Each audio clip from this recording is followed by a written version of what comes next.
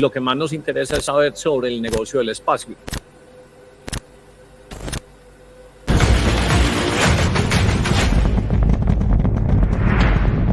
Está haciendo Elon no es cualquier cosa. A ti te cobran por kilogramo enviado al espacio. El transbordador espacial costaba alrededor de unos $60,000. En el Falcon Heavy cuesta alrededor de unos $2,000. Él pretende disminuir el costo a los decenas de dólares. Dicen que las civilizaciones más avanzadas son los que aprovechan y utilizan la escala de Kardashev. Hay una escala que es la escala Kardashev, que es acuñada por un científico y escritor de ciencia ficción. Tipificó las civilizaciones en 3 tipos. Y todos es de acuerdo al uso que hacen de la energía. Yo creo que es bueno dejar de empezar a pensar en grande cuando se puede pensar en inmenso. Y esto es el reto de pensar en inmenso. Tenés razón. Por ejemplo, si uno quiere lanzar cohetes, los debería lanzar en Colombia, los países más cercanos al Ecuador, porque es más barato lanzarlos desde acá. Cuando nosotros estamos en el Ecuador, en la zona torre de la Tierra, quiere decir que nosotros estamos en el lugar donde está el radio más grande. Para la Tierra girar uniformemente, el centro de la Tierra tiene que girar a una mayor velocidad. Literalmente nosotros vamos más rápido que el resto. Medellín está a 6 grados de latitud norte. Por mientras más velocidad yo tenga en el punto donde yo voy a lanzar, menos energía tengo que imprimirle al cohete para que alcance la órbita. Yo siempre he creído que si la idea no es lo suficientemente difícil de ejecutar, inspiracional, no vale la pena. ¿Usted cómo trae inversión a esta región? Plataforma de lanzamiento en Urabá. El principal problema que nosotros tenemos es de mentalidad, de mindset. Nosotros podemos, en el negocio espacial, podemos tener un montón de otros negocios. O sea, desde que llegué a NASA y empecé a tener esos proyectos acá para tener una constelación de satélites, de NASA me dijeron, está bien, nosotros queremos apoyarlo. Por reglamentación, la Comisión Colombiana del Espacio está liderada por la vicepresidencia de la República. Arranque.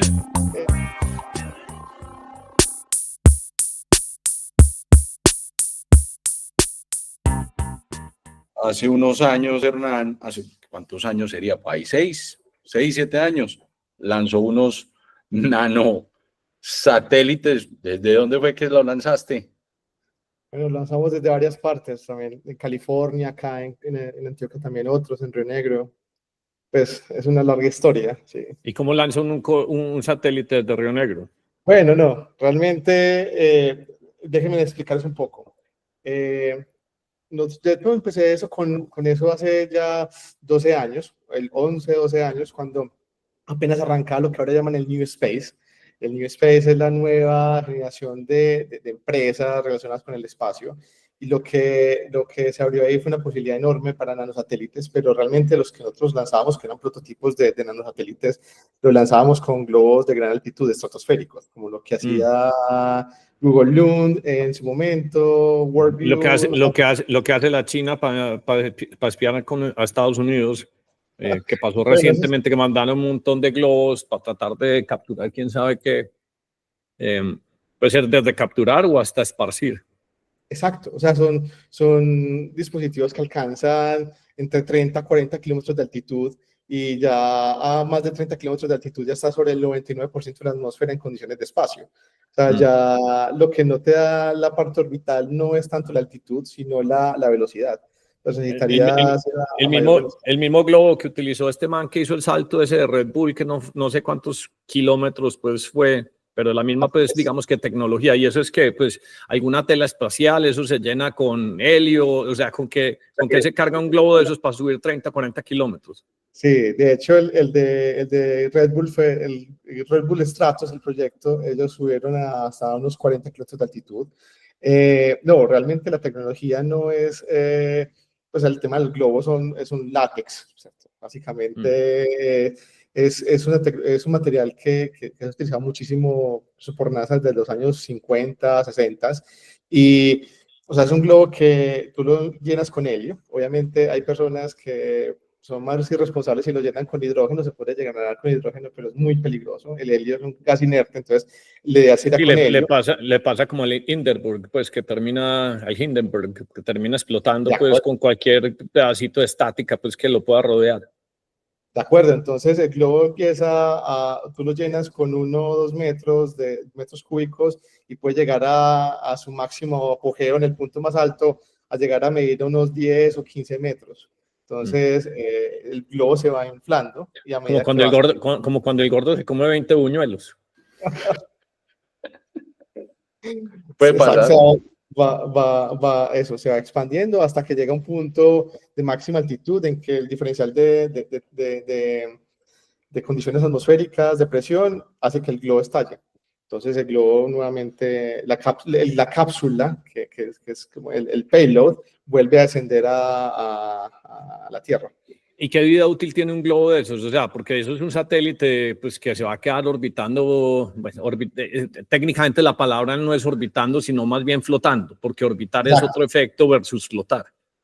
Así es. Sí, o sea, pueden durar desde unas 3, 4 horas o pueden durar días, dependiendo de la tecnología que incorpores. Pero no dura años, pues, un globo flotando, pues. No dura años. O sea, los globos de Google o sea, tenían control de altitud, de actitud, duraban meses. Entonces, sí. entonces, ¿cuáles eran los usos como primordiales de esos nanosatélites o eso que ustedes estaban haciendo, que estaban enviando? ¿Era más como para una ocasión específica? O sea, ¿para qué se usa un dispositivo como ese? Es que, entre otros, sí es válido clasificar algo como satélite que no está orbitando, sino flotando. Bueno, entonces, para responderte las preguntas, lo primero es, por lo general, tenemos 3 casos de uso, que son los usos generales de este tipo de tecnologías. Lo primero es para probar tecnología que sí va a ir a órbita, o sea, que sí va a orbitar, por ejemplo, nanosatélites y poder hacer experimentos. Como un test trial. Es un test trial, eso es un test bed. Eso es lo primero. Lo segundo es para investigación científica.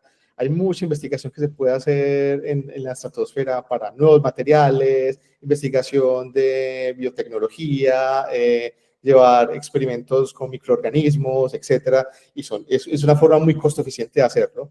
Y lo tercero es para temas educativos, ¿cierto? Para que estudiantes de universidades o colegios puedan hacer experimentos, probarlos en condiciones de espacio, recibir los datos en tiempo real y poder vivir con una experiencia inmersiva en el tema espacial.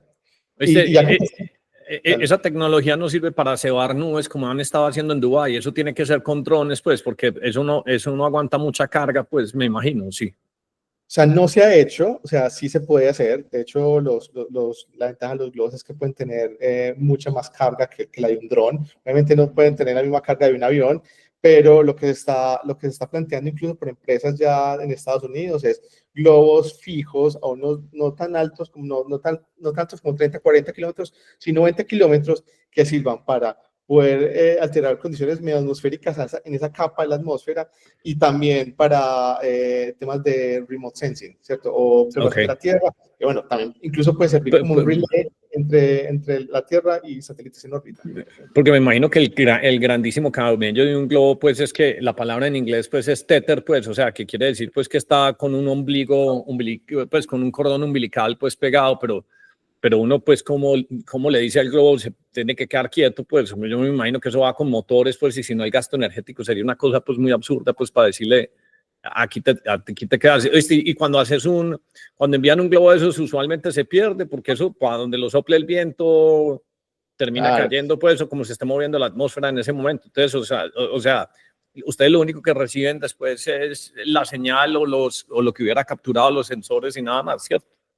Sí, bueno, contestando a tu primera pregunta, sí, o sea, los globos cautivos o los tether balloons, pues son globos que van hasta casi 1 kilómetro y sirven muchísimo para hacer monitoreo, sensoramiento a baja altitud. Incluso son mucho mejores que los drones en varios casos de uso porque los drones tienen poca autonomía, tienes que estar bajando la batería, en cambio un globo que esté en esas condiciones puede durar mucho más y tener mayor carga de peso.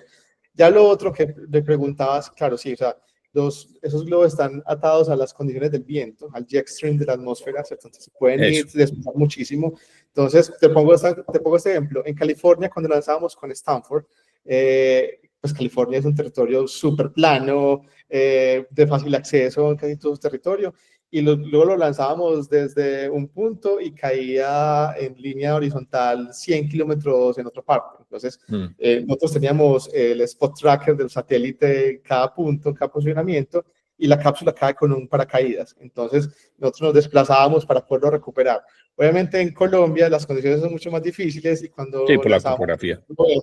En Medellín, en Río Negro, hubo uno que caían en Santa Fe, Antioquia, o en Urrao, incluso el último cayó en el Chocó, y ese fue imposible recuperar. Entonces contamos con la ayuda de la Fuerza Aérea. La Fuerza Aérea ha sido un gran aliado y la Fuerza Aérea ponía a disposición Black Hawk para ir a recuperar el objeto. Entonces, no jodas. porque nosotros teníamos disponibilidad de la trazabilidad del globo en tiempo real, porque es que un globo de ese tamaño puede ser un peligro para las operaciones aéreas. Incluso en la ventana de lanzamiento, el aeropuerto tenía que cerrar.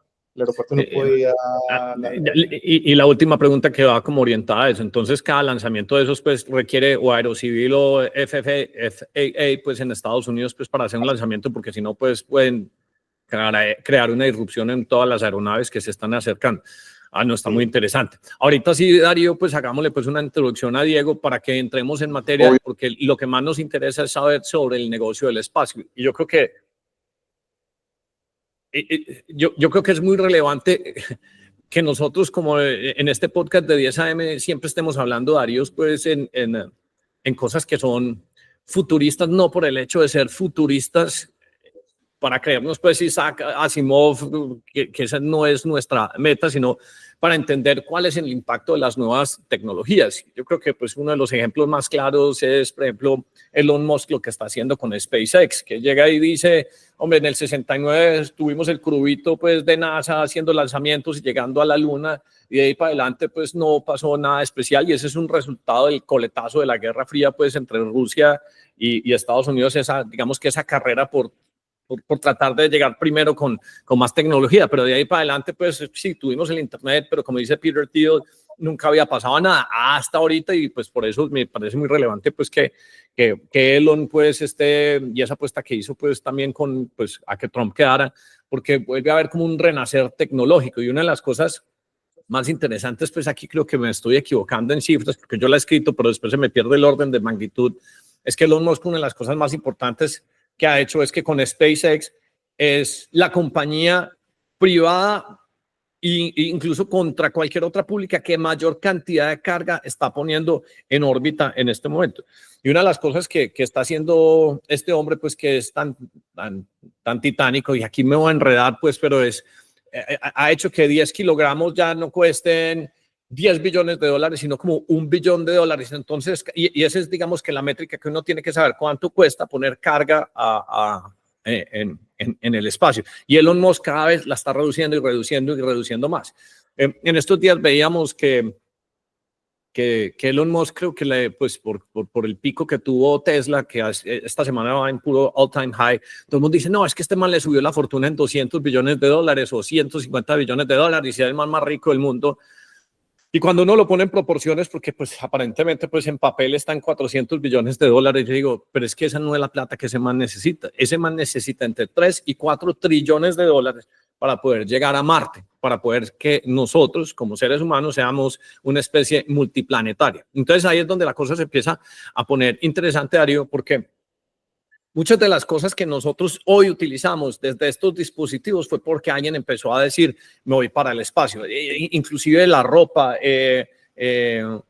los materiales, el Kevlar, las bicicletas de fibra de carbono, es porque alguien se metió en esto. Entonces de aquí hay un montón de desarrollos pues en comunicaciones, en tecnología, en materiales, y por eso es que están tan interesante como hacer como esa exploración pues de esto. Y pues cuando vos me dijiste, Darío, que Diego te había escrito, dije, pues qué buena oportunidad uno poder explorar con alguien. Yo vi que vos hiciste, no sé si eso fue como una pasantía o no sé qué en NASA, pero fueron como 4 meses ahí en Mountain View.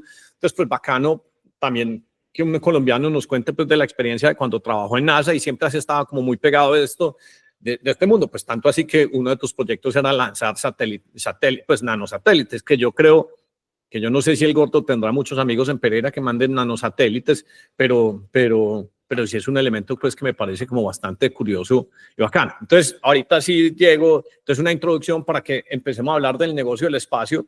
¿Cuáles son los países que tienen el cerebro, que tienen la topografía, la geolocalización para involucrarse en el negocio del espacio, y qué hay detrás de todo este mundo? Ese es como el abrebocas de eso. No sé, Darío, si me quedo como faltando algo. No, yo creo que, y conectando un poco lo que estás diciendo de por qué traemos este espacio acá, yo creo que es bueno dejar de empezar a pensar en grande cuando se puede pensar en inmenso. Y esto es el reto de pensar en inmenso y dejar aquí semillas, pues tanto es así que la semana pasada creo que Milei anunció que iba a reactivar pues, o quiere activar reactores nucleares en Argentina. Entonces empiezan a haber unos movimientos fuertes.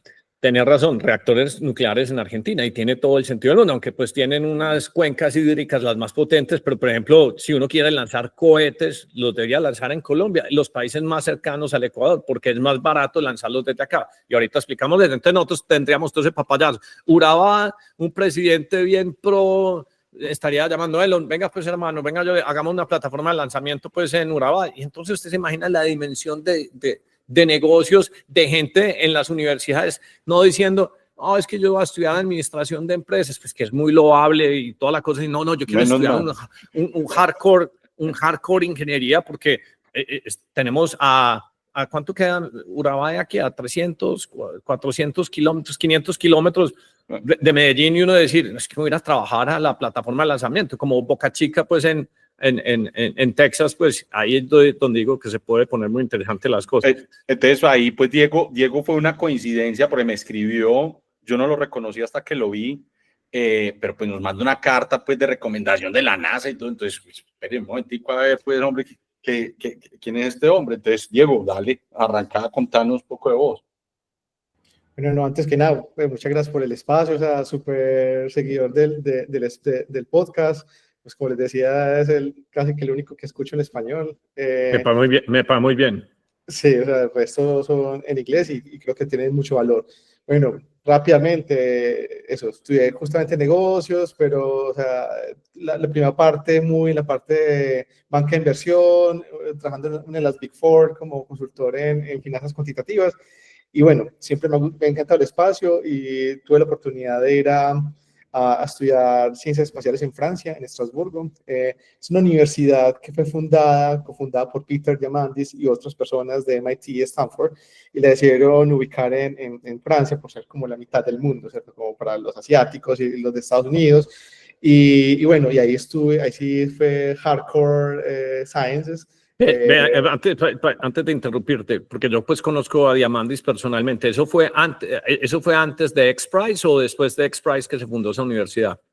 Eso fue casi que en paralelo a XPRIZE. Okay. Fue muy por esos lados, incluso uno de los XPRIZE, el Moon XPRIZE, fue también muy relacionado con la creación de la International Space University, que es la universidad. Y bueno, ahí estaba con otros visionarios. Incluso cuando estuve en NASA haciendo el internship y posteriormente pues, algunos proyectos con ellos posteriores, estaba en el NASA Lodge ahí en NASA Ames, en Silicon Valley, que abajo quedaba Singularity University. Entonces, literalmente, o sea, mi oficina queda al frente, pues, que es el Space Portal, que es una oficina que es de NASA para todo el relacionamiento con Silicon Valley de emprendedores, venture capital, porque o sea, NASA tiene la tecnología, tiene el legacy, pero es el pobre del vecindario. Es una agencia del gobierno que obviamente no puede ser tan rápida como los emprendedores del Valley. Entonces, lo que se hace es crear como esa triangulación, ¿cierto? Usted le haga la transferencia y usted la implementa y usted pone la plata. Incluso uno de los directores de Ames, cuando yo estaba yo allá, que tuve la oportunidad de invitar a Colombia, que trabajé muy cercano a él, fue uno de los primeros que confió en Elon Musk, pues cuando él estaba empezando con SpaceX. Y ahorita, si quieren, les puedo hablar del proyecto en el que está ahora, que es una fundación fundada por Sergey Brin, sí, o sea, Google, Mark Zuckerberg y Yuri Milner, que es el de Digital Sky Technologies. DST. Exacto, y es el proyecto se llama Breakthrough Initiatives, y uno de los proyectos es Breakthrough de Starshot para enviar nanosatélites, esos sí son microsatélites, al 20% de la velocidad de la luz al sistema estelar más cercano, que es Alpha Centauri. Bueno, pero ya hablando de pensar en grande, y ya, bueno, volví otra vez al país, porque pues, incluso tuve una oferta de NASA para estar allá, pero en ese momento fue el shutdown del gobierno de Estados Unidos, cuando a Barack Obama no le quisieron aumentar el cupo de la tarjeta de crédito para el gobierno tuvo que cerrar, y bueno, como NASA cae dentro de las organizaciones que son de seguridad nacional, pues el problema de, bueno, usted tiene que justificar muy bien, proceso largo para decir, bueno, que venga una persona acá que no sea de Estados Unidos, no tenga nacionalidad, o tenga al menos una green card. Entonces, bueno, volví y ahí fue donde arranqué con el emprendimiento de nanosatélites. Incluso por esa misma época, dos compañeros míos de la maestría empezaron lo que es ahora una empresa que se llama Spire Global. Spire Global es una empresa de observación de la Tierra que tiene más de 100 satélites en órbita, ya transa en Nasdaq, y esta pues, es una empresa de miles de millones de dólares. O sea, y la arrancamos en el mismo momento, incluso los ayudé en la primera campaña de crowdfunding cuando ellos arrancaron allá en California, y bueno, y ahora ya son uno de los mayores proveedores de información para la NOAA, de meteorológica y para la trazabilidad de buques alrededor del mundo. Y por ese mismo momento también estaba arrancando otra empresa que se llama Planet Labs, ahora se llama Planet, que tiene casi 200 satélites en órbita y ellos fotografían la Tierra, o sea, cada centímetro de la Tierra casi en tiempo real, y tienen múltiples aplicaciones. Entonces son dos empresas que nacieron en conjunto. Y bueno, pues nosotros tuvimos pues yo con unos amigos pues que venían incluso a hacer unos estudios en ingeniería espacial en la Universidad de Texas, en Austin.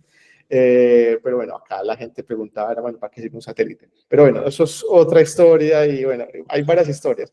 Pero antes de entrar ahí, quisiera conectar con lo que decía Hernán, ¿cierto? O sea, lo que está haciendo Elon no es cualquier cosa. ¿Por qué? Porque tú lo mencionabas, el costo a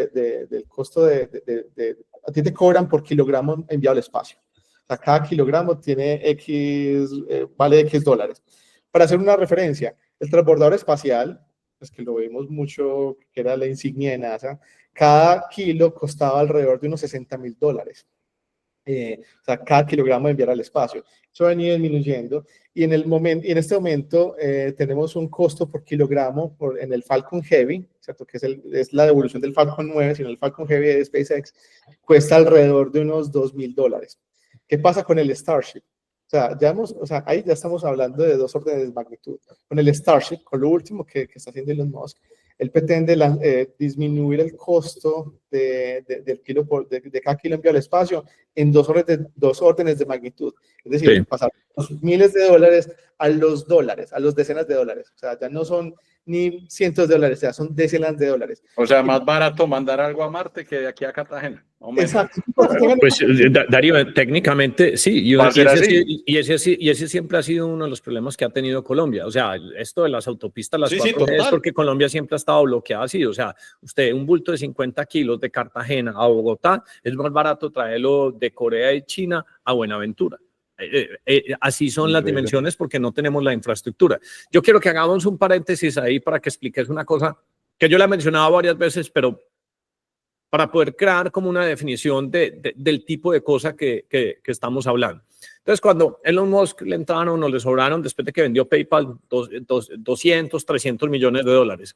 Y este man dijo, ¿qué va a hacer con mi plática? Entonces, el futuro del mundo es transporte, pero no debemos extraer fósiles porque ese es un experimento muy costoso, porque va a calentar la atmósfera, todos deberían ser eléctricos. Aquí pongo una plática. Y la otra es una especie multiplanetaria, pero para eso tenemos que empezar a mandar cohetes. Y este tipo, con su plata, se fue para Rusia y empezó a comprar unidades. Rusia parece, en inglés es un junkyard de naves, de dispositivos, porque los rusos sí son unos ingenieros, pues los más metelones del mundo. Y este man dijo, no, yo me voy a gastar lo que me sobró, 100, 50, no sé, el orden de magnitud y la idea es lo que importa, pero se gastó un cojonal de billete y empezó a tratar de entender, la NASA, ¿por qué no manda más cohetes? Y resulta que la NASA, por ser una agencia gubernamental, aunque puede que tenga muy buena ingeniería, no hace las cosas como debería hacer. Y esto, Darío, va a patar muchas cosas y por eso es que la mente de este man es tan interesante. Si usted lo reduce a first principle, lo dice, ¿será por falta de energía? ¿Será por falta de inteligencia? Digo, no, lo que pasa es que hacer un lanzamiento es como cada lanzamiento cuesta 10, 50 billones de dólares. Estoy poniendo un número. Y usted se imagina la velocidad que se mueve el gobierno, uno teniendo que pedir la apropiación de esos dineros para poder alcanzar algo que pues aparentemente no tiene ningún usufructo. Y entendí, ¿y por qué valen 10, 50, 40 billones de dólares un lanzamiento? No, porque es que eso despega y cuando despega todo cae y se pierde en el mar. Absolutamente todo cae y se pierde en el mar y después en una capsulita chiquita o en un paracaídas. Entonces, el 98% de un lanzamiento, todo se va a la basura. Y entonces este man hizo una pregunta muy sencilla. Bueno, ¿y qué pasa si no se pierde el 98%, sino que se puede reutilizar? Y si podemos reutilizar el 70% o el 80%. Entonces, eso es un first principle, digamos que approach para tratar de resolver un problema. Y en el momento que empezaron a desconstruir esto, yo creo que inclusive hasta el mismo Jeff Bezos hacía lo mismo.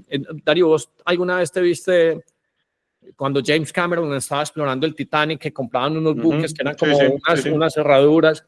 Entonces, imagínate lo mismo, Jeff Bezos, y así empezó, ¿cómo es que es? Blue Origin.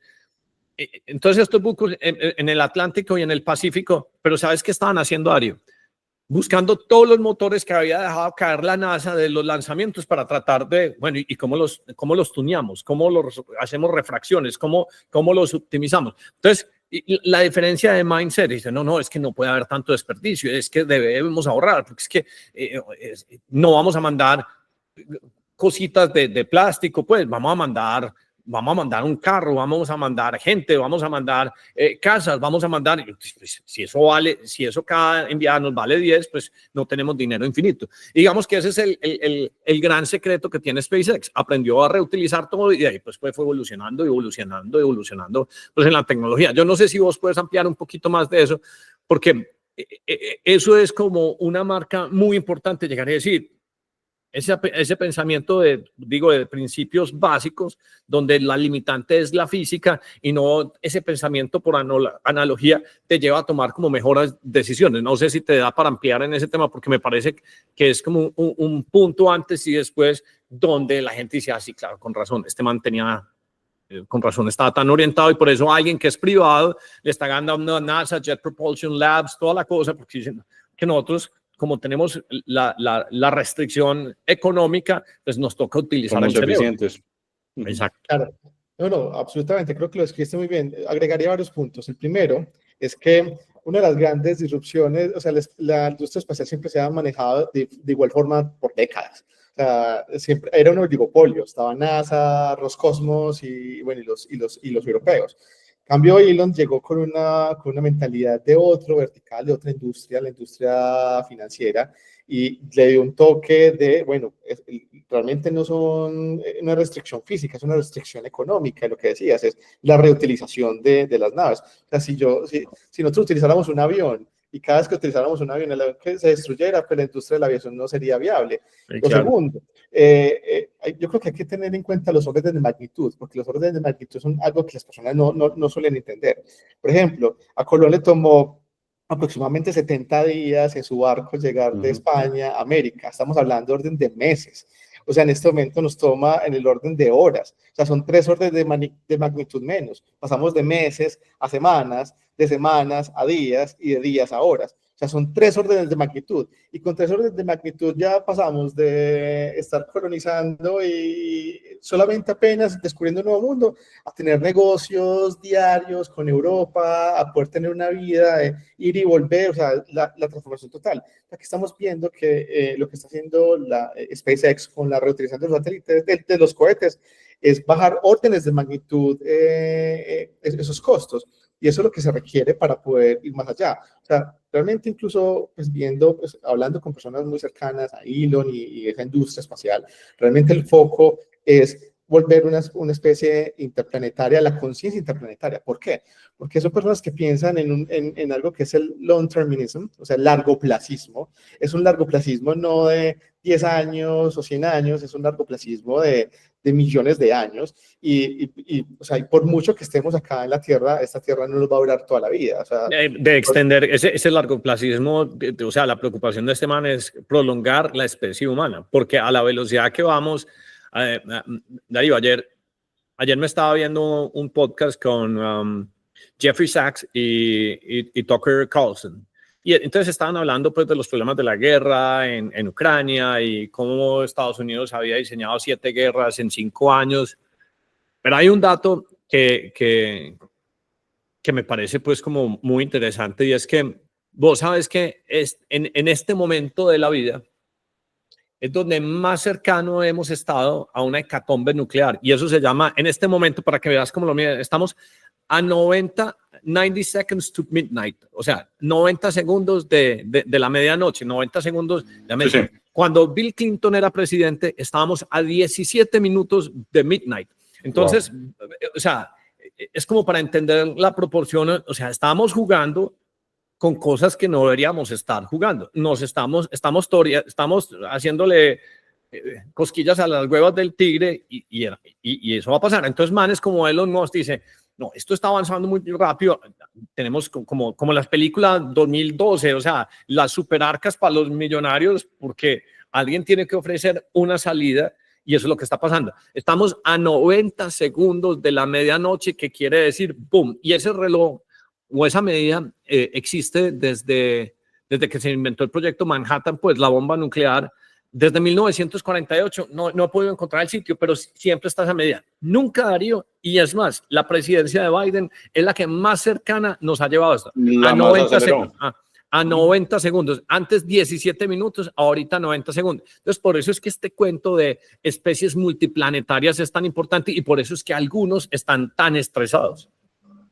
Claro, y si tú combinas eso con inteligencia artificial y robótica, vamos a tener que, o sea, nuestros enviados van a ser robots y muy posiblemente por medio de Neuralink poder cargar, upload de las conciencias de las personas o al menos los recuerdos en esos robots. Entonces, lo que estamos hablando es de una exploración interplanetaria donde realmente van a ser hechos por robots, y otra cosa que mencionabas, o sea, para ir a colonizar Marte, o al menos tener una colonia sostenible en Marte, se va a requerir del orden de $2 trillones, 1 o 2 trillones para arrancar. Y es por eso que lo que está haciendo SpaceX con Starlink es tener la capacidad de poder generar satélite e internet en toda la Tierra para poder arañar la mayor porcentaje de ese mercado de internet del mundo. Entonces, yo lo que veo es que ya las Compastel... Y por eso todavía está privada, para que este man pueda seguir teniendo autonomía de saber cómo y para qué ordeña los recursos de esos. Donde fuera pública estaría bajo un escrutinio que es totalmente diferente y entonces sería el inmediatismo de cada quarter. Hey, ¿por qué tu earnings per share no está de este orden de magnitud? Que la última levantada, yo creo que SpaceX ya está en el orden de 100 a 300 billones de dólares de market cap en el secundario. Eso es una animalada, pues, de billete. Sí, según lo que leía está como a 200, incluso hay personas que se entran a los 300,000 en el market cap actual, pero claro, entonces hay varios negocios. El primero es que el Starship no solamente puede servir para llevar carga a la Luna o al espacio, porque la idea es tener un internet interplanetario. O sea, ya tenemos se está desarrollando una arquitectura para desarrollar un internet interplanetario. Lo segundo es algo que incluso uno de los proyectos en los que los que estuve involucrado en NASA, es la construcción de parques tecnológicos de servidores en la Luna. O sea, la Luna está a menos 80, menos 100 grados, ya tiene una refrigeración natural enorme. Entonces, si por medio de tecnología 3D yo puedo imprimir servidores en el espacio, ponerlos en la Luna, ya con una capa de nanosatélites en medio de la Tierra, como Starlink, en la Tierra y la Luna, yo puedo tener una latencia muy baja y poder tener unos parques tecnológicos allá que me permitan almacenar información. Y ahora, con todo lo que está requiriendo la inteligencia artificial, lo otro es el turismo espacial, es otra vertical de negocio. Lo otro es la minería. Pero espérate, porque ahí, o sea, me traes un elemento que nunca había considerado, que es pues, el tema de la refrigeración. Es que todos estos GPUs, todas estas cosas pues, que está conectando NVIDIA, todos estos data centers, inclusive hasta la misma minería de Bitcoin, no tiene sentido uno estar refrigerando cosas que podrían estar refrigeradas en un espacio más conveniente. Entonces, te apuesto que el costo de refrigeración de esos data centers y digamos que minería de criptomonedas es mucho más caro que poner los data centers y la minería en la Luna eventualmente. Así es. Es que ese justo es el negocio. Incluso hay un estadio intermedio que son los satélites en órbita. O sea, los satélites en órbita, los nanosatélites. O sea, nanosatélites es un estándar. Y pues para entender un poco, el nanosatélite es un satélite del tamaño de 10 por 10 por 10 centímetros. El estándar actual, que son los que utiliza Starlink, son 3U. O sea, a eso se le llama una unidad, a 10 por 10 por 10. Los Starlink y todos los demás satélites son 3U, o sea, son 30 centímetros por 10 centímetros por 30 centímetros. Y esos con la miniaturización de la tecnología, sirven como, pueden servir como data centers en el espacio. Otro ejemplo, antes las agencias espaciales utilizaban mucha plata en hacer cámaras para hacer observaciones de la Tierra con satélites. En cambio, ahora con satélites de un smartphone ya se tienen las mismas resoluciones de las cámaras que se desarrollaron en los años 60, 70. Entonces, ahí es donde quiero, si me permiten hacer un paréntesis acá para explicar el tema. Los satélites que están lanzando Starlink y donde está la mayor concentración en este momento son en órbita baja. O sea, para que ustedes tengan una referencia, todos los satélites que se han lanzado en la historia de la humanidad suman casi 19.000 satélites, un poco más de 19.000. Los satélites que se han lanzado en los últimos 5 años suman casi 12.000. O sea, hemos lanzado casi más del 60% de todos los satélites en la historia de la humanidad en los últimos 5 años, de los cuales el próximo año se espera que SpaceX lance el 90% de la carga útil al espacio de todo. Claro, porque los costos son mucho más baratos. Entonces, ¿qué pasa? La órbita baja son hasta 2.000 kilómetros de altitud. Esos satélites van hasta 2.000 kilómetros de altitud. Los satélites de órbita mediana van de 2.000 hasta los 35.000 kilómetros. Y a partir de los 35.000 kilómetros en adelante ya están los satélites geoestacionarios. O sea, los satélites que nosotros hemos contemplado hasta ahora para DirecTV, los satélites que transmiten el fútbol, o sea, canales de televisión, están a esa altitud, están a 40.000, 50.000, 60.000 kilómetros de altitud. Y son satélites que están ahí porque tienen la misma velocidad de rotación de la Tierra. Entonces son satélites que siempre dan la misma cara a la Tierra. Son satélites muy costosos, son satélites que pesan toneladas, y obviamente mandar un satélite de toneladas a 60.000 kilómetros de altitud es muy costoso. Con mucha latencia, además. Mucha latencia, exacto. ¿Qué quiere decir latencia explicado en términos coloquiales? Cuando usted está viendo un partido de fútbol por DirecTV y los vecinos cantan gol y usted todavía no lo ha visto. Usted todavía no lo ha visto. Eso es latencia. La latencia es lo que es. ¿Cuánto te demoras para darte cuenta que hicieron un gol? Exacto, eso es latencia. En cambio, los satélites de órbita baja, los satélites de Starlink, por ejemplo, están entre unos 700, 800 kilómetros. Entonces, es un trade-off. El trade-off es, yo tengo menos latencia, estoy mucho más cerca, pero un satélite geoestacionario dura 15, 20, 30 años, porque tiene que durar muchísimo. Estos duran alrededor de unos 2 años, porque todo lo que está en órbita está en caída libre constante hacia la Tierra. Entonces yo estoy muy cerca, entonces voy en caída libre y ya regreso a la atmósfera y se destruyen satélites. Pero ¿cuál es la ventaja que tiene eso? Que si yo lanzo un satélite en órbita geoestacionaria, porque va a durar 20 años de vida útil, a 60.000 kilómetros de altitud, yo tengo una tecnología que está atrasada a 30 años.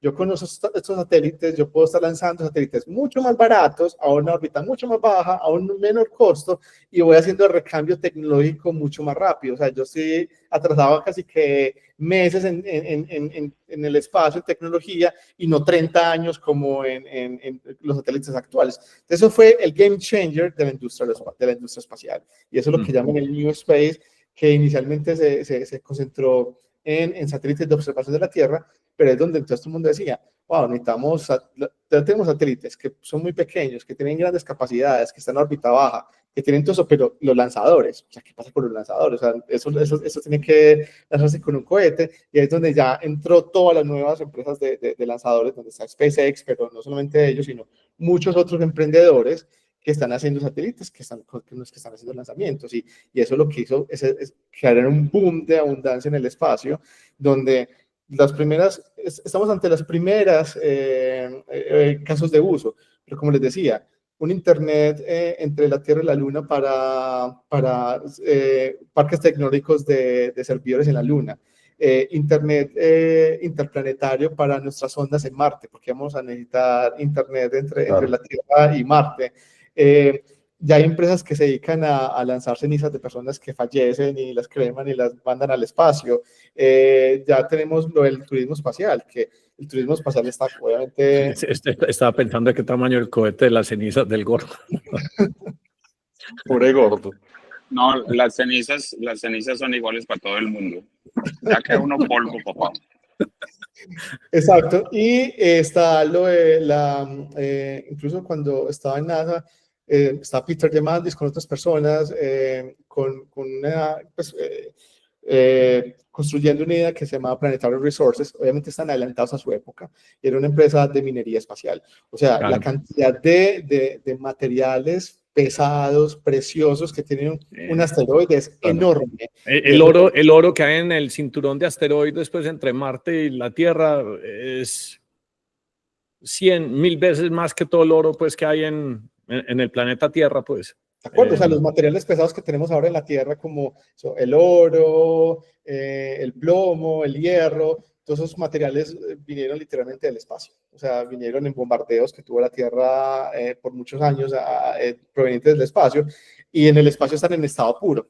Entonces, eso obviamente implica una logística enorme, pero ya teniendo una infraestructura suficientemente robusta en el espacio, podemos hacerlo. Incluso mucha gente pregunta, porque bueno, llegamos a la Luna en los 60s, en 70s, y después de ahí hay un bache hasta este momento en el que no se ha ido a la Luna. Y es precisamente porque pues, en ese momento se fue a la Luna por un tema de carrera espacial, de hegemonía geopolítica, etcétera.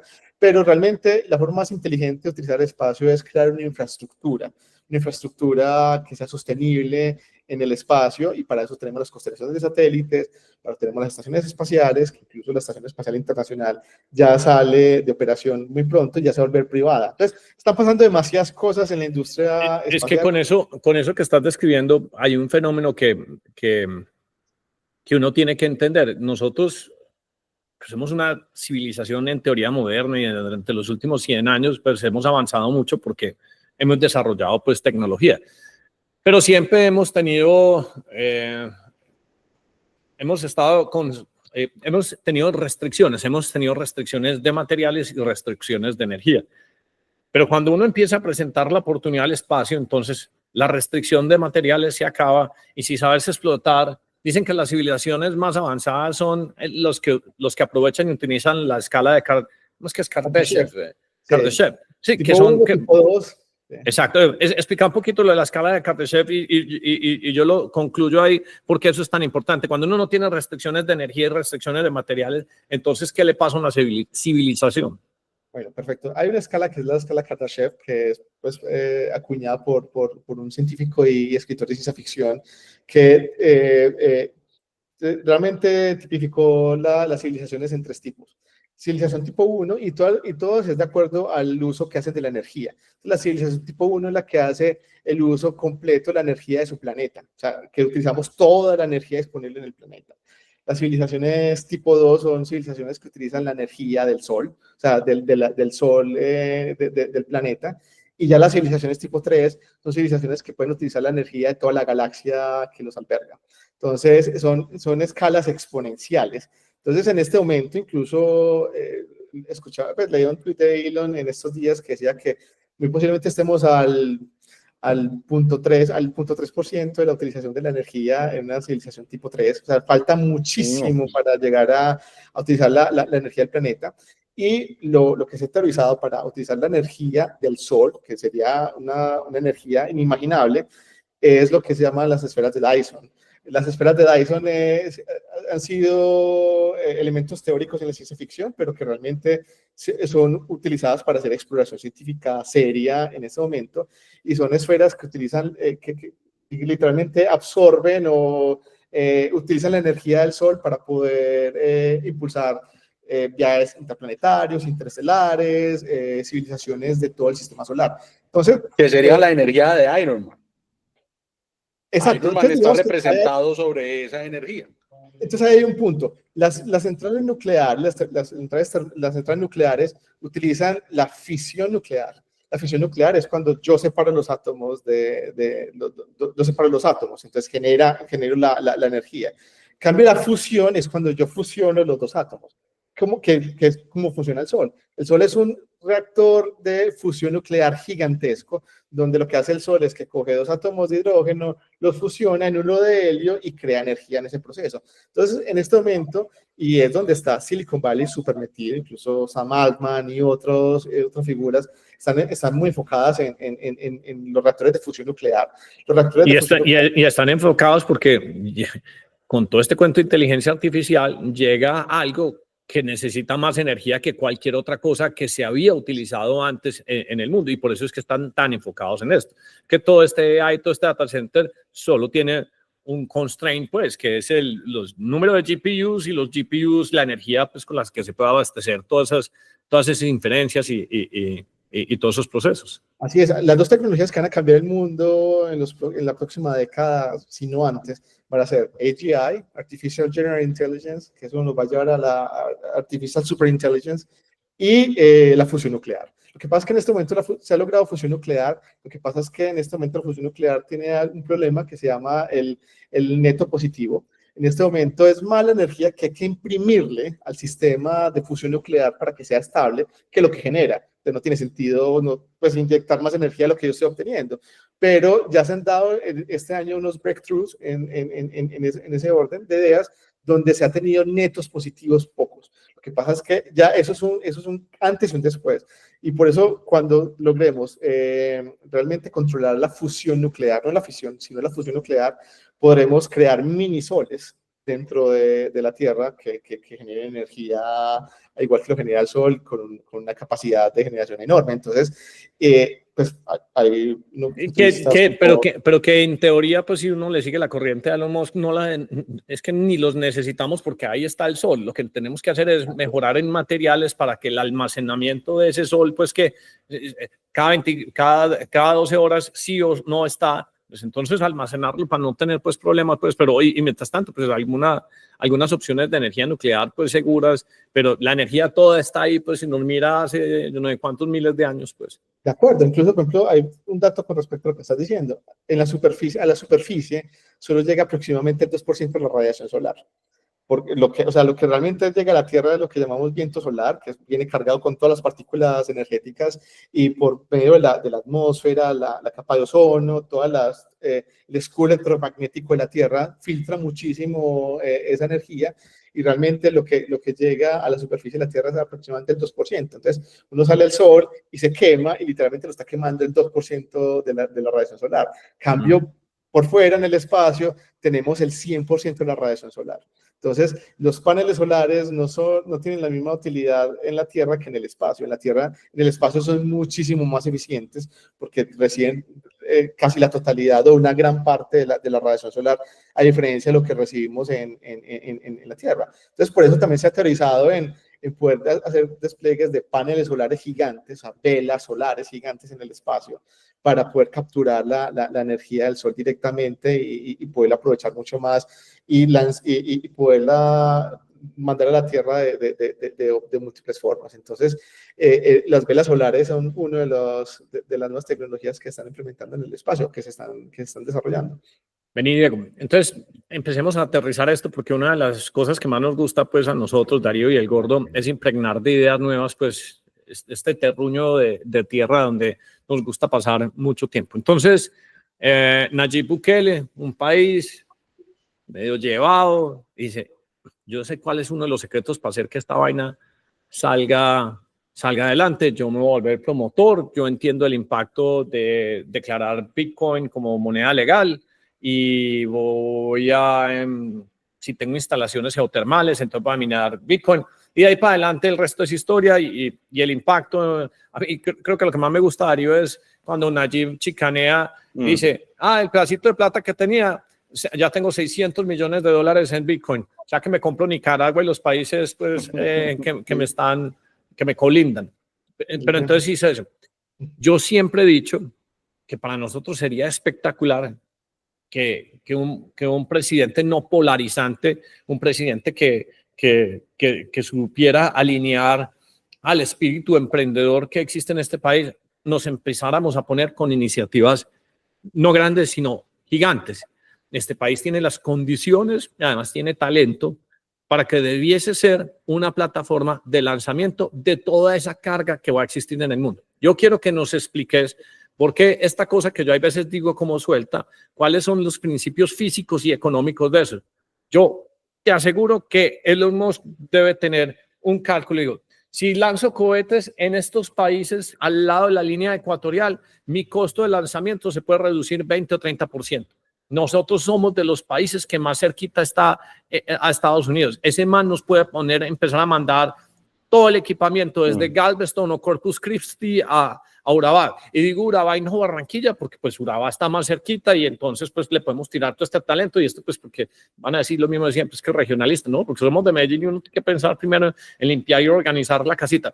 Pero explica por qué eso que yo estoy diciendo, que la gente a veces dice, este man está loco, primero tenemos que hacer carreteras. No, primero montemos primero plataformas de cohetes, que si hay plataformas para lanzar cohetes o hay lanzamiento de cohetes, las carreteras llegan solitas, porque eso que estoy diciendo es cierto desde el punto físico y económico. ¿Qué quiere decir lanzar un cohete cerca de la línea ecuatorial versus lanzarlo, no sé, 20 grados latitudinales más arriba? Ok, súper. El tema es muy simple. O sea, la Tierra es una esfera y la Tierra está rotando. ¿Qué pasa? Para que todo sea homogéneo, para no salir volando como pues, por la rotación, los puntos sobre la Tierra rotan a velocidades diferentes, ¿cierto? Entonces, nosotros cuando nosotros estamos en el Ecuador, en la zona torre de la Tierra, quiere decir que nosotros estamos en el lugar donde está el radio más grande. Entonces, para la Tierra girar uniformemente, el centro de la Tierra tiene que girar a una mayor velocidad que lo que gira, mientras esté más hacia el polo, gira más lentamente. Giramos más rápido mientras estemos más en la zona media, porque tenemos que mantener la relativo al observador. Exactamente. Sí. Entonces, es por eso, es porque literalmente nosotros vamos más rápido que el resto. Medellín está a 6 grados de latitud norte. O sea, es muy poco. O sea, para que ustedes tengan una idea, Boca Chica, Kennedy, Vandenberg, en California, donde se hacen los lanzamientos, están más o menos a unos 30, 35 grados de latitud. O sea, nosotros estamos a 6. Entonces, nosotros podemos aprovechar muchísimo más esa velocidad de rotación. Entonces, ¿qué pasa? Cuando tú lanzas un satélite, lo que necesitas es, pero un cohete, lo que necesitas es tener el menor... la menor potencia para el impulso. Te complemento para que lo explique. Es que la energía del cohete no se gasta saliendo para arriba. La energía del cohete se gasta escapando la velocidad rotacional de la Tierra. Y para eso quiere decir eso sube, pero realmente es esta velocidad. Y cuando se monta aquí, pues cuando digo aquí en estas latitudes, es que automáticamente se gana esa velocidad, por ende menos energía. Así es, exactamente. Realmente el punto no es la altitud, es la velocidad. O sea, yo puedo mandar un cohete a una gran altitud y no tener órbita. O sea, la órbita se alcanza a los 7 metros por segundo, que son más o menos unos 22.000, 24.000 kilómetros. Me puede fallar el cálculo exacto, pero esa es la velocidad orbital. A esa velocidad yo ya aseguro que entro en órbita. Incluso ya hay otra velocidad que es la velocidad de escape, que es la velocidad que yo necesito para romper la gravedad de la Tierra y ya salir al espacio interplanetario, que está en 11 metros por segundo aproximadamente. Entonces, realmente la clave está en la velocidad. Entonces, mientras más velocidad yo tenga en el punto donde yo voy a lanzar, menos energía tengo que imprimirle al cohete para que alcance la órbita. Entonces, Darío, la oportunidad es inmensa. Darío, este pedacito, vos pues que haces cositas pues con la gobernación, pues una charla con este man y Andrés Julián y decirles, hey, ¿por qué no aprovechemos ese cacho? Además que un man pues que de algún, o sea, este man, yo no sé qué estás haciendo en la actualidad, pero a mí me parece que tu gasto de energía y tiempo debería estar se necesita esta piecita, y después empezar a hacer lo que hacemos todos los emprendedores, a maletear y decir, pero hermano, hagamos que ese lanzamiento sea posible. Yo no me imagino la cara de la gente yendo a Urabá a ver lanzamientos o comprando propiedades para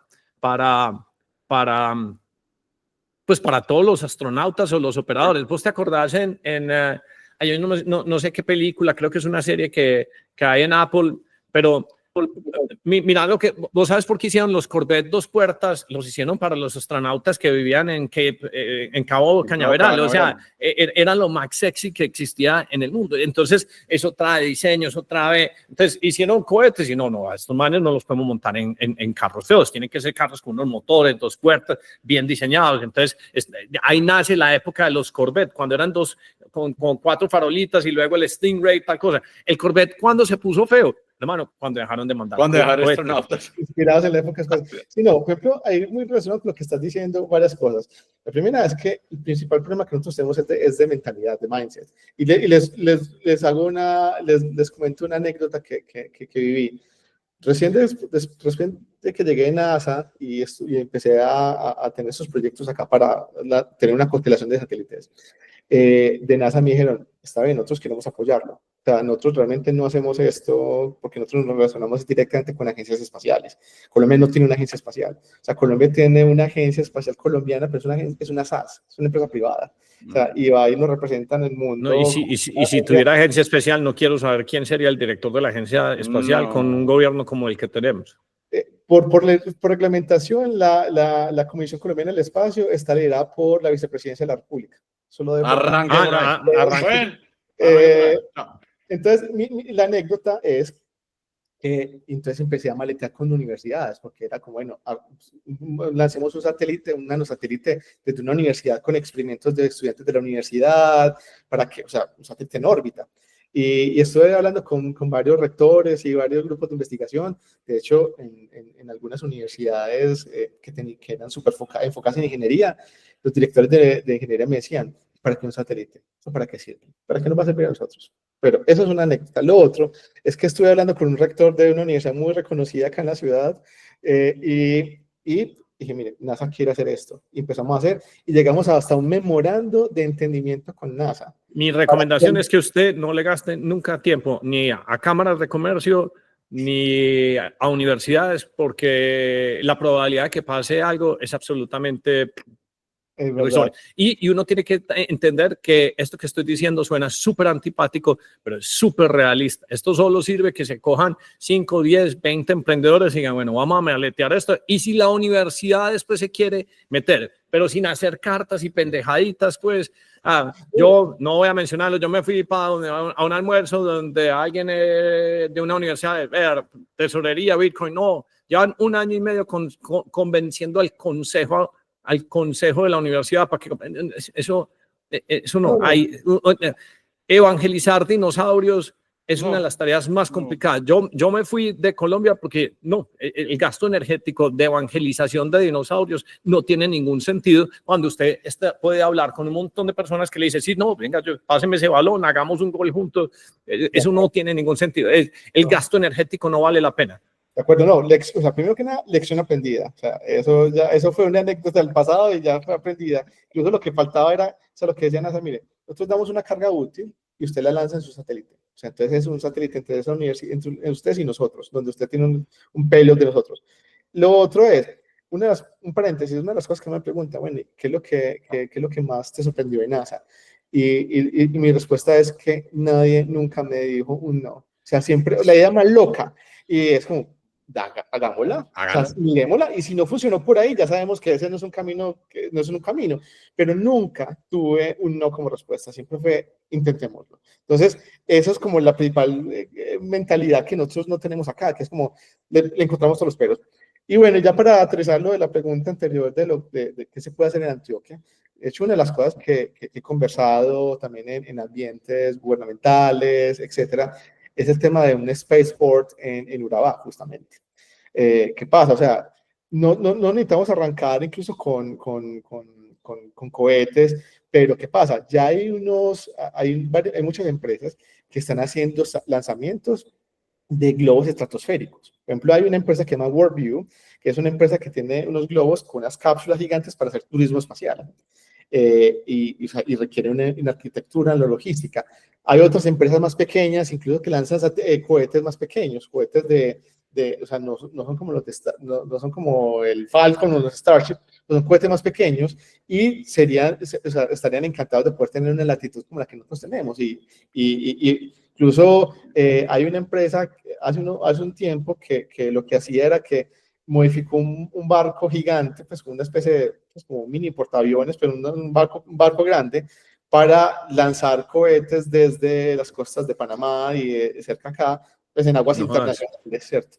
O sea, realmente sí se han intentado, pero, o sea, si nosotros logramos generar una infraestructura con un spaceport para que estos emergentes que están surgiendo, lanzando cohetes donde tienen que cuidar muchos costos, estarán encantados de poderlo hacer desde acá. Darío, ¿cuántas veces hemos repetido esta idea en cuántos episodios? No, un montón, pero dame un minuto, Hernán, porque es que a mí escuchar a Diego me da un coraje, por no decirlo más, porque es que uno que conversa no solo con las instituciones, sino con el gobierno de forma constante, y voy a hablar en primera persona con el gobierno departamental de Antioquia, que se rascan la cabeza todo el día en que cómo traemos más recursos, cómo hacemos que las regiones se desarrollen, qué vamos a hacer.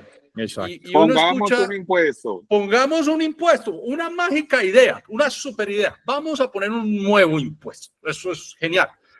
Y uno escucha a este man y uno dice, parece, pero ¿qué carajos comen, desayunan? ¿Qué es lo que piensan estos personajes sentados en estas sillas que no son capaces de traer esto y llenar de prosperidad y riqueza a una región? Porque están llenos de mala dieta de información, porque tienen unos hábitos muy malos, muy perversos. Por eso yo he hecho guillotina a toda hora en el chat, porque trato de eliminar la mala dieta de información. Y pasan años y décadas y son los mismos estúpidos y las mismas ideas estúpidas y los mismos impuestos estúpidos y pasan las cosas.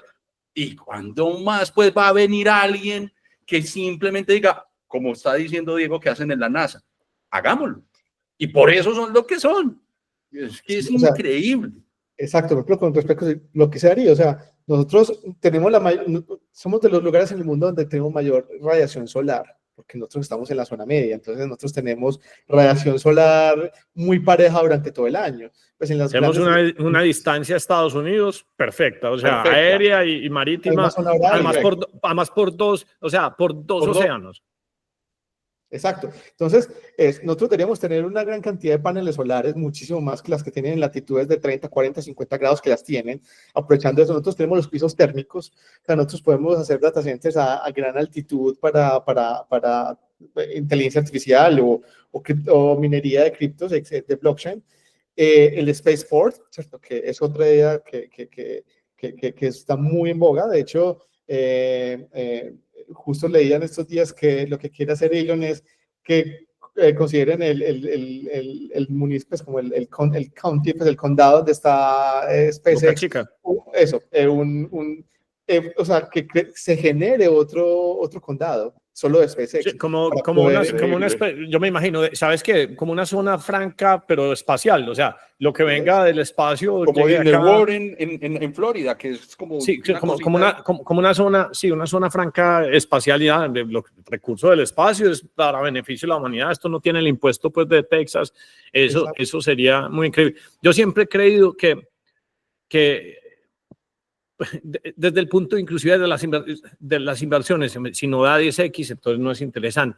Si la idea no es lo suficientemente elevada, difícil de ejecutar y inspiracional, no vale la pena. Yo siempre he dicho, ¿usted cómo trae inversión a esta región?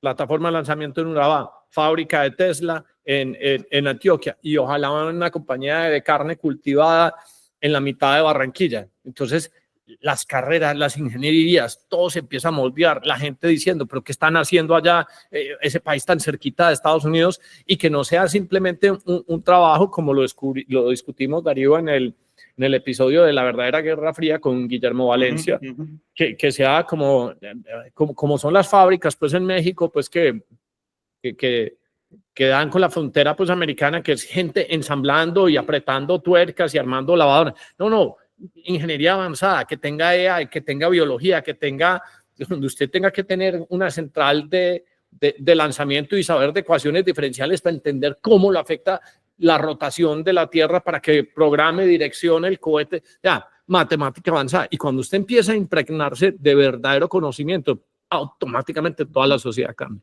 Usted sí cambia. Ahí sí cambia. Sí, así es. O sea, incluso nosotros podemos, en el negocio espacial, podemos tener un montón de otros negocios, ¿cierto? Como les decía, hay universidades que pagan por que le lancen las cargas útiles en estos globos estratosféricos. O sea, nosotros podríamos hacer eso en Urabá, donde podemos lanzar cápsulas por medio de globos estratosféricos para que universidades de todas partes del mundo, o sea, NASA lo hace. Otras agencias lo hacen, pero son muy costosos. O sea, se puede competir con un recursos de muy un talento muy bien hecho con una fracción del costo, ¿cierto? Y estamos haciendo, o sea, negocios del espacio. Por ejemplo, también, o sea, lo que pasa es que la atmósfera está súper subvalorada, la estratosfera. Con la estratosfera se pueden hacer experimentos, como les decía, de biotecnología, de materiales, de comunicaciones. O sea, la imaginación es el límite y se está abriendo una ventana en eso. Incluso las empresas que están haciendo, que están desarrollando el turismo espacial con medio de estas cápsulas, el punto intermedio para conseguir recursos es la llevada de cargas útiles científicas a la estratosfera. O sea, nosotros podemos arañar un pedazo de esa torta a nivel global, que no es menor. O sea, y tenemos las capacidades para hacerlo. O sea, ya tenemos la primera ingeniería aeroespacial del país, es en la Universidad de Antioquia. O sea, están saliendo personas muy capacitadas, pero salen y no hay mercado para ellas. Entonces, creo que se requiere eso, como, sí, es un tema de mentalidad, y como lo decía Hernán, o sea, el desgaste mental de evangelizar dinosaurios es enorme. Yo creo que por eso hay veces sirve, enorme. digamos, nosotros como unos loquitos, sí, los loquitos que dicen espacio, Tesla y carne cultivada en Colombia. Viste, Gordo, vos oyendo todo eso, ¿cuál es como tu impresión? ¿Qué pregunta quisieras hacerle a Diego, pues para no quitarle mucho tiempo, que yo creo que podemos ir cerrando con porque es que ya quedamos con una abrebocas muy importante, pues yo creo que ya es dejar a la gente que salga y en una conversación, si conocen a un gobernador, un alcalde, de verdad, hombre, ¿por qué no hacemos esas pendejadas que dicen estos chiflados de 10 AM? Eso sería como muy interesante. ¿Usted qué se le ocurre, Gordo? Sería muy interesante. No sé, porque he estado como, le estoy haciendo la revisión técnico-mecánica a mi nave espacial. Me tocó hacérsela hoy. Entonces estoy en un sitio que no me he podido conectar muy bien. No, la pregunta es, ¿China qué papel juega en esta carrera? No sé si ya la hicieron. No, está buena, hágale. Dice, o sea, no, China, o sea, y para que tenga una referencia, en los años 60, 70, 80, hasta mediados de los 90, el rey del espacio era Rusia o la Unión Soviética. Eran los que más lanzaban satélites, tenían la estación espacial, la Mir, tenían otras estaciones, y a partir de ahí Estados Unidos tomó el liderazgo. En este momento ya China es el segundo, luego de Estados Unidos en el lanzamiento de objetos al espacio. Rusia se ha quedado, o sea, esa es la realidad, o sea, China está compitiendo a nivel casi, o sea, en términos de lanzadoras, como SpaceX, todos los países están muy por detrás. O sea, los chinos han intentado replicar el modelo de SpaceX, los europeos, bueno, sí que están atrás, otros, NASA, Boeing, por ejemplo, Lockheed Martin. Entonces, digamos que en temas de lanzamientos espaciales, SpaceX yo ya lo consideraría como un país, o sea, incluso más que Estados Unidos, es como su propio país. Y yo China lo veo muy potente en la construcción de satélites y en inteligencia artificial. Eso, los chinos, y eso es una combinación que va a ser ganadora. En Latinoamérica, pues los únicos países que han tenido lanzamientos pues son las Guyanas, pero porque tienen la influencia francesa. Pues ahí está el claro ejemplo. Si los franceses lanzan sus cohetes en las Guyanas, claro, blanco es gallina, lo pone. Pero ¿qué otro país de su propia autonomía latinoamericano ha lanzado cohetes en este momento? Pero, o sea, lanzado cohetes, satélites, pero que orbiten, no que floten. En órbita no. Okay. O sea, Brasil se ha tratado, pero no. Ahora, si no ha tratado, pero no lo ha hecho. Bueno, o sea, de hecho se cuentan con los dedos de la mano los países que tienen capacidad de lanzamiento orbital, ¿cierto? Estados Unidos, la Unión Europea, que lanza desde las Guyanas, India, China, Japón. Es que con lo que acaba de decir este man, Darío, eso de los data centers en la luna, la refrigeración, o sea, yo no sé, coja Urabá, saque 100 buques con banano, coja un cohete, yo le aseguro que eso da más retorno pues Sí, que... claro. que Pues sí, que toda la plantación de banano, con todo el perdón y pues lo usted muy se imagina, respetable que sea. y uno empezando a llevar GPUs para la luna, No, o marica, empezar a llevar es que usted puede, empezar a llevar las impresoras, pues el tamaño es del que negocio. usted puede sacar los mismos 100 buques con banano, pero más de cohetes. ¿Sí me Sí, entendés? claro. O sea, es que lo uno no quita lo otro. Correcto. Pero es que es toda la cola larga que trae alrededor Sí, de claro. todo eso. O sea, es la gente, las economías, o sea, todo lo que se desarrolla alrededor de eso. O sea, Urabá deja de ser Urabá si no exacto, Singapur en 10 años. y uno empieza a comprarse el apartamentico con vista a la plataforma de lanzamientos, porque ¿qué vas a hacer? Ah, no, va a lanzamientos, entonces voy a ir a ver, y entonces Urabá empieza a parecerse como a esas estructuras, esos edificios que tiene Panamá, entonces se vuelve a dar un mirador, una cosa bacana, y le cambiaste la economía así, nada En más 10 años. por hablar de tecnología. Y ese siempre ha sido la intención de nosotros, o sea, entender qué está pasando en el mundo tecnológico, que eso puede incluir inteligencia artificial, minado de cripto y lanzar cosas al espacio. Entonces yo creo que con eso podemos cerrar porque dejamos como... Yo tengo una última pregunta para Diego, es, ¿qué estás haciendo hoy? Después de contarnos pues toda esta maravilla, ¿qué estás haciendo hoy? Sí, bueno, no, en este momento estoy como Está consultor. trabajando para una cosa de buques bananeros. Sí, aquí estoy apuntando. Estoy como consultor justamente en inteligencia artificial. Algo que me ha interesado muchísimo por muchos años y le he trabajado. Y bueno, y como se sabrán, pues sobre todo es para afuera, pues para clientes de afuera, en Estados Unidos, en Europa principalmente, ayudándolos a implementar inteligencia artificial en sus procesos. Y tengo pues un proyecto en Stealth Mode que espero que vea la luz el próximo año, que tiene que ver mucho con una de las spin-offs de todos estos temas espaciales. Entonces, eso estoy en este momento. Buenísimo. Buenísimo. Muy buena charla, Diego, de verdad, gracias por ponerte en contacto con nosotros. Una maravilla, pues esto es... Yo quedé wow. Este episodio sale en el 2025, pero entonces que el 2025 Urabá se convierta en plataforma de lanzamientos espaciales. ¿Por qué no? ¿Por qué no? Un spaceport. ¿Por qué no? Muchas gracias, Diego. Es muy loco que no sea, pero bueno. Gracias, Diego. Muy interesante. Chao, chao.